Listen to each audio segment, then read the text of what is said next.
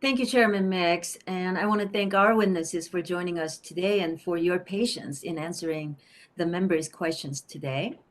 I'm a proud immigrant who went through the legal process to become a citizen, so I understand and have great empathy for others who want to pursue the promise of America and achieve their dream. So we must create a fair, compassionate, and secure immigration system. However, the US must also remain committed to preventing a worsening of the regional migration crisis that has continued to affect the security of our southern border.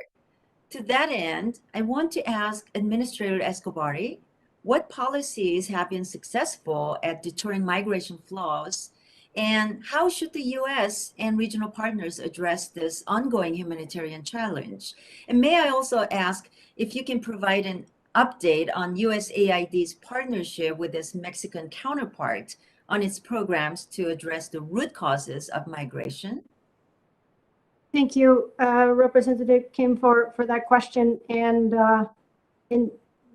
to mention again the complex sources of migration that keep shifting, right? There are things that we know, and in terms of programs that we know that work, they relate to these root causes of governance, security, and economic opportunity. And when I was in this job with the Obama administration, we were able to find a very concrete link between reducing homicide rates in some of these communities in Honduras and number of unaccompanied children decreasing from that same community. So we know that security is something that works and that we have been successful in some communities. We also know that creating legal pathways, as you mentioned, and sometimes for temporary workers, and this is something that we have recently been working on, reduce irregular migration, create opportunities, and deal with tight labor markets in the U.S.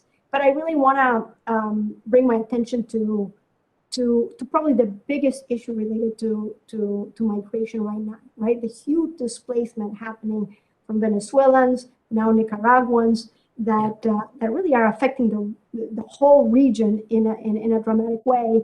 And our work in Colombia, helping the incorporation of Venezuelans into Colombian society through the TPS work, I think is of incredible importance that it succeeds, because it will be a model for the rest of the region who is facing also this displacement of how to Thank you, Administrator. You know what?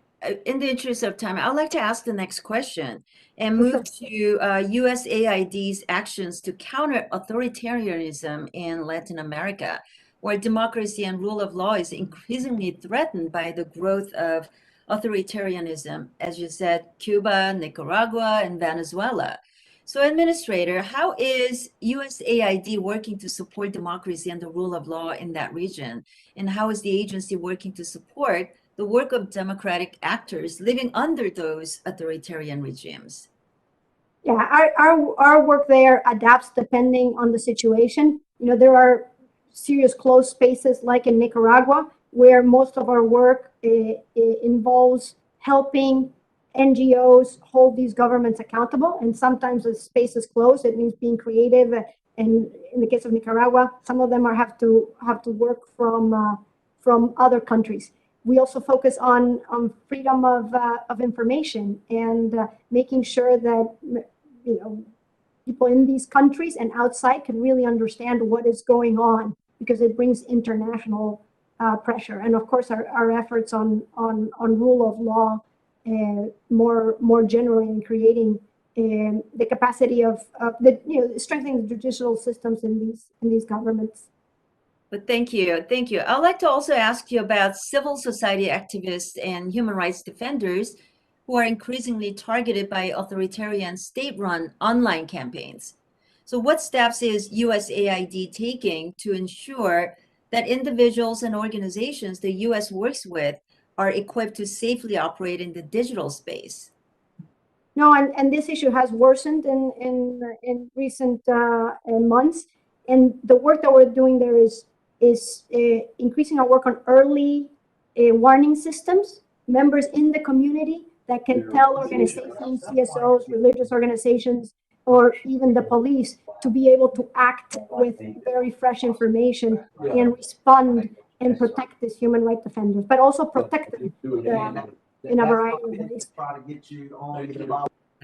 The gentle lady's time has expired.